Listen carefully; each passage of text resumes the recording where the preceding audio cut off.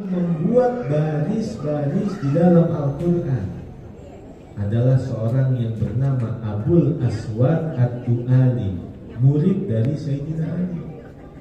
Gara-gara ada orang baca salah, Annallaha bari'um minal musyrikina wa rasuluh, namun dia bacanya Annallaha bari'um minal musyrikina wa rasulih, maka dia berinisiatif untuk membuat baris-baris di dalam Al-Quran. Alif fathah A, alif kasrah I, alif dhammah U, A, I, O, bak dua di atas, an, bak dua di bawah, bin, bak dua di depan, gun, ban, bin, gun, tak dua di atas, tan, tak dua di bawah, tin, tak dua di depan, tun, tan, tin, tun. Ada baris-baris di dalam Al-Quran. Tadinya gak ada. Maka dengan sebab adanya baris, ada kemaslahatan, ada kemanfaatan, sehingga mudah untuk kita membaca Al-Quran. Itu padahal bid'ah. Makanya kalau ada orang yang selalu membaca kullu bid'ah dolalah, itu kudu belajar ilmu mantik dulu. Dalam ilmu mantik dijelaskan, kullu in kana fi awalil kalimah fa maknahu ba'diyah, wa kullu in kana fi syatril kalimah fa maknahu kulliyah. Ini kita belajar mantik praktis, insya Allah langsung cepat paham. Jadi setiap di dalam Al-Quran ada kata kullu, itu artinya adalah setiap.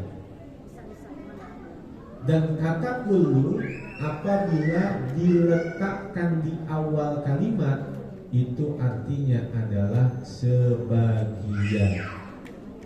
Dan kullu jika diletakkan di tengah-tengah kalimat, itu artinya adalah keseluruhan. Contoh, pulang dari sini paham ilmu mantik, paham ilmu balaghah, cuma satu bab, namanya bab kullu.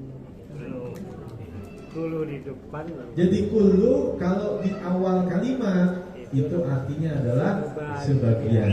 Kalau kullu di tengah kalimat itu artinya adalah keseluruhan. Contoh ada hadis, kullukum ra'in, setiap kalian adalah pemimpin. Itu kullu ada di awal apa di tengah? Ada di awal. Berarti artinya adalah sebagian. Kullukum ra'in, setiap kalian adalah pemimpin. Pertanyaannya, itu lihat kullu diletakkan di awal kalimat. Ketika diletakkan di awal kalimat, maka artinya adalah sebagian, walaupun artinya setiap. Setiap kalian adalah pemimpin. Pertanyaannya, apakah orang gila bisa jadi pemimpin? Apakah anak kecil bisa jadi pemimpin? Berarti kullu artinya adalah sebagian, walaupun setiap kalian adalah pemimpin. Karena kullunya diletakkan di awal kalimat, maka artinya adalah sebagian. Contoh lagi, kullu bid'atin dolalah, setiap bid'ah itu adalah kesesatan. Pertanyaannya, itu kullu di awal apa di tengah? Di awal. Berarti artinya adalah sebagian. Setiap bid'ah adalah kesesatan, itu artinya adalah sebagian. Karena enggak semua bid'ah adalah sesat, walaupun artinya setiap. Sebagai bukti Al-Quranul Karim, itu mushaf yang kita baca saat ini, itu bid'ah, Pak. Kenapa? Karena di zaman Nabi Al-Quran tidak dibukukan seperti mushaf saat ini.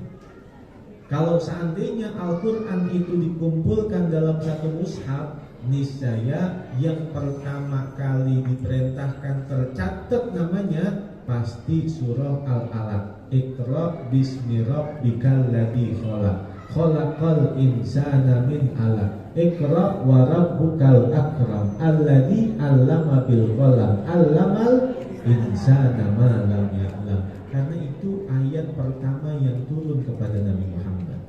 Bukan Al-Fatihah, bukan Alif Lam Mim, bukan Al-Baqarah. Pasti adalah surah Al-Alaq, Iqra. Dan yang terakhir pasti bukan surah An-Nas.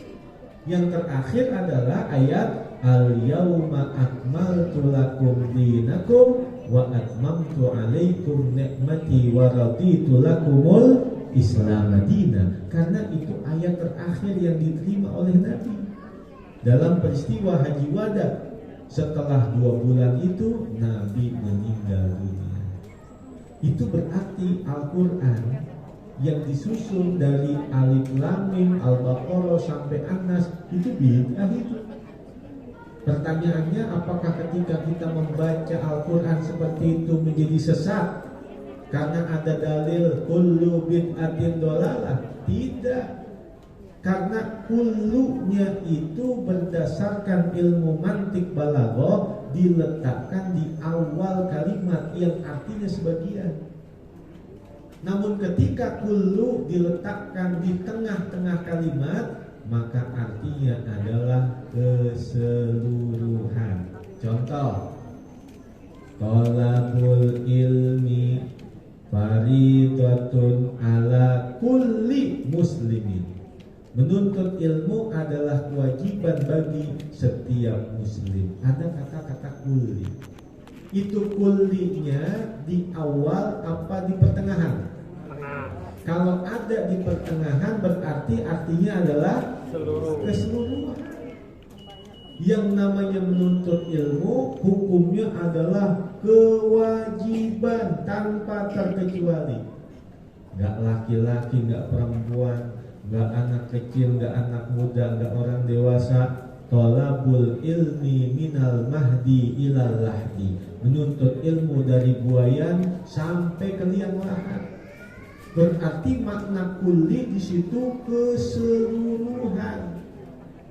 Contoh lagi, as-shalawatul khamsatu wajibatun kulla yaumin wa lailatin ala kulli muslimin wa muslimatin. Itu kullu ada di tengah apa di awal kalimat? Di tengah kalimat. Berarti kalau di tengah kalimat artinya adalah keseluruhan. Sholat 5 waktu hukumnya adalah wajib atas setiap laki-laki dan perempuan tanpa terkecuali. Itu terambil dari kata-kata kullu saja. Maka ketika kita membaca Al-Quran, ketika kita membaca hadis, terdapat kata kullu, kita sudah bisa membedakan. Oh, ini kullunya di awal kalimat, berarti sebagian. Oh, ini kullunya di tengah kalimat, berarti artinya adalah keseluruhan. Hadirin ma'asyiral muslimin rahimakumullah. Karena acara-acara seperti ini, acara peringatan Maulidur Rasul adalah acara yang begitu luar biasa. Minimal mengingatkan kita kepada sosok yang agung, sosok yang mulia, yaitu pribadi Nabi kita Muhammad SAW. Tanggal 12 Rabiul Awal adalah hari dilahirkannya Nabi kita. Dan ternyata Nabi wafat juga pada hari dan tanggal yang sama, hari Senin tanggal 12 Rabiul Awal. Itu hari lahir Nabi, itu hari wafatnya Nabi. Bedanya hanya jamnya saja. Kalau lahir beliau itu menjelang waktu subuh, hari Senin tanggal 12 Rabiul Awal. Kalau wafat di waktu duha sekitar jam 8, jam 9. Harinya Senin, tanggalnya 12 Rabiul Awal. Jadi 12 Rabiul Awal itu adalah hari kelahiran Nabi dan juga sekaligus hari wafatnya Nabi. Untuk itulah kita menanamkan rasa cinta kepada sosok Nabi kita, yang sejak zaman dahulu kecintaannya kepada kita umatnya begitu besar. Bahkan ketika sakaratul mautnya, malaikat Israel datang ingin mencabut nyawanya, maka yang diingat adalah ummati, ummati, ummati, wahai umatku, wahai umatku, wahai umatku. Tidak dipertanyakan mana istriku, mana anak-anakku, mana keturunan-keturunanku. Tidak. Yang ditanyakan, yang diucapkan, aina ummati, aina ummati, aina ummati. Bahkan ketika nanti di Sirat, ketika berdebat, Nabi berkata, Allahumma sallim ummati, Allahumma sallim ummati. Ya Allah, selamatkanlah umatku, ya Allah, selamatkanlah umatku. Rasa cinta Nabi begitu besar kepada kita umatnya. Bahkan dalam riwayat dikatakan, warawadathu jibalu bi antakuna lahu dahaban fa'abahu kaifa arba wa wahidun min ummati finnar. Pernah di suatu hari gunung datang menawarkan kepada Nabi kita Muhammad SAW untuk merubah dirinya menjadi emas, demi untuk kehidupan, kebahagiaan, kesenangan Nabi di dunia ini.